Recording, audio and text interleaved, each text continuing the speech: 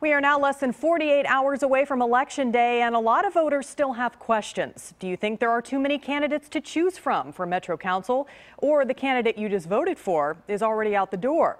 All of that could change depending on how you vote on 3 charter amendments.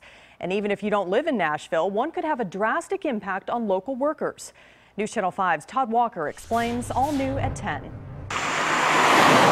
When you look at the sheer volume of campaign signs, it is clear you have a lot of choices to make before the city election on Thursday.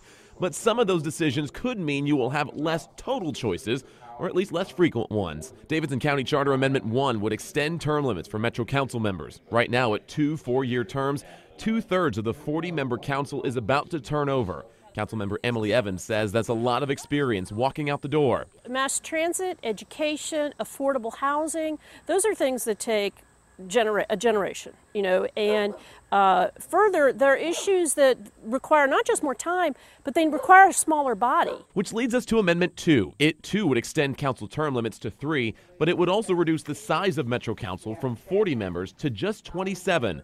Evans is about to term out, but she says for the sake of future council members, it will make getting work done a lot easier. I mean, think of a large classroom. You're a teacher in a large classroom, and you need to get everybody in that classroom to sort of move along at the same pace, right? Are you familiar with Amendment 3 on the ballot? And finally, Amendment 3, which has had a lot of boots on the ground getting out the word.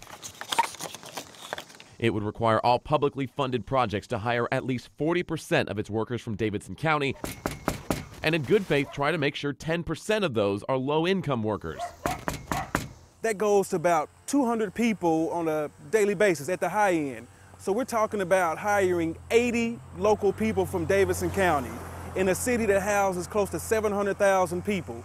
We feel like this is a first step and a modest goal that can be done. Election Day is Thursday. Todd Walker, News Channel 5 HD.